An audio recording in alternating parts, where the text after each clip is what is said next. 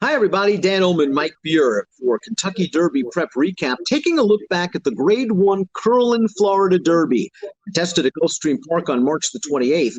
They break from the gate, and Ete Indien, who went gate to wire from the far outside in the Fountain of Youth, well, he's going to try that same gambit in the Curlin, Florida Derby. He breaks hard out of the gate, Mike, but the number 2, Shivery and Amiziel Jaramillo, says no, no, no, not so easy. Yeah, I mean, at the end, and you can see him being asked there from the gate. They wanted to get forward, and they did. I mean, listen, Dan, I guess they could have pressed on here and tried to clear, but they're content to sit outside an 80-1 shot, and why not? He gets a really good trip in this race, and he turns out he's just not quite good enough.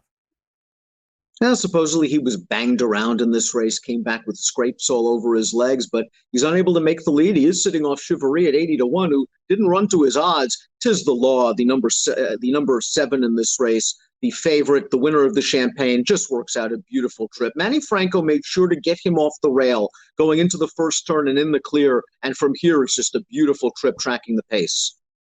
It does seem like this is a horse who's much more comfortable being out in the clear in his races. That's where Manny made sure he was. And listen, he sits a perfect trip in this race. You're going to see as time goes on here that nobody behind the horses that are 1, 2, 3 right now is actually going to do very much running at all. These are the 3 horses who will fill out the trifecta, and 'Tis the Law is a lot better than the 2 horses in front of him. Very briefly edging into 4th is Independent Soul, the winner of the Nashua as a 2-year-old with a 101 Beyer speed figure.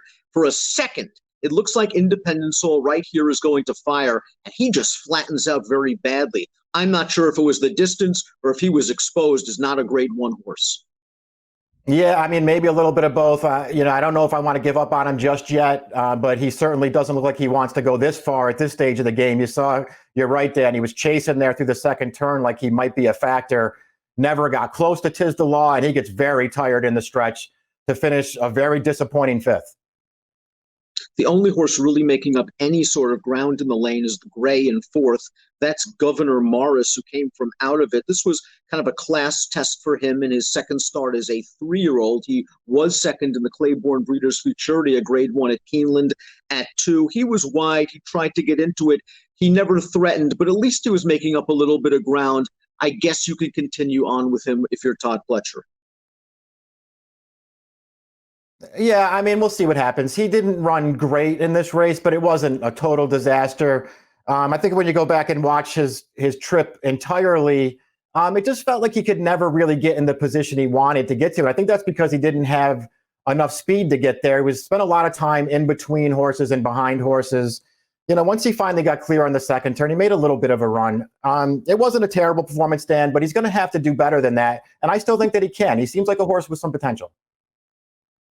'Tis the Law, a New York-bred son of Constitution, red-hot young sire. He earned a 96 Beyer speed figure for this victory for trainer Barkley Tagg, Saratoga Stable, the same connections that won the Derby and Preakness with the New York-bred, those many years ago, with Funny Side. He looks like a really tactical horse, a really talented horse, and if the Derby was run on the first Saturday in May, Mike, he would be one of the 3 or 4 top choices in the field.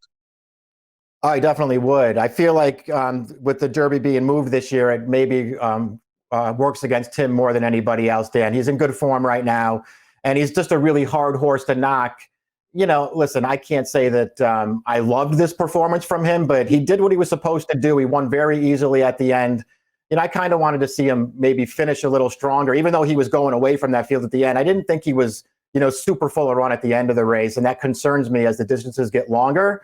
But he's hard to knock right now. He's a really talented horse. Well, he does have the pedigree, perhaps, to go a little longer. Constitution won the Florida Derby as well, going 1 1/8. The Dam was a Grade 2 stakes winner, going long on the turf. This horse is a 3/4 brother to Awestruck, a nice filly that was multiple stakes placed, one of those stakes placings going long. And this is the female family of Horse of the Year favorite Trick. Let's talk a little bit about Shivery, stretching out in distance really for the first time, Mike, and showed good speed. I think everyone was surprised that this horse was hanging around at the end of the race. The argument could be made he's much improved. The argument could also be made it's kind of an indictment against the rest of the field that Shivery runs second in the Curlin, Florida Derby. Yeah, that's certainly true. I mean, I guess we'll see what he does next time, Dan. I mean, if nothing else, coming into this race, he was a very solid 3-year-old sprinter. He'd run several good races going shorter. They stretched him out here. I liked the ride that he got from Jaramillo, who just secured the rail and went on with it. And once Ete Indian just, decided to take up a spot, just covering him and not really forcing him, I guess it really worked to Shivery's advantage. I mean, around the second turn, it really looked like he might start fading out of this thing, but he fought back very gamely to be second. Ete Indian has built up a nice resume this year. Winner of the Fountain of Youth, second in the Holy Bull, third in the Florida Derby. That being said, Tiz the Law ran right by him in the Florida Derby. He ran right by him in the Holy Bull. And I think it's fair to say that Ete Indian right now is not as good of a horse as Tiz the Law. And yes, he got banged up in this race a little bit and cut up, but you're supposed to get second from Shivery if he's 80-1. Yeah, I mean, listen, obviously Tiz the Law is a better horse than he is. He's proven it twice now. He's got a big win in the Fountain of Youth. They're not going to take the Fountain of Youth away from him. I didn't think the Fountain of Youth was a very good race. So I didn't want to give him too much credit for it. And I don't know, to me, he was very disappointed in here. He got a perfect trip, sitting right up on a 1,000,000-to-1 shot on the lead. He could never get by that horse. And he was no match for Tiz the Law once again. Tiz the Law wins the Curlin Florida Derby. He is a multiple Grade 1 stakes winner right now. Of course, he won the Champagne at Belmont at 296 buyer speed figure for Barclay Tags. Tiz the Law.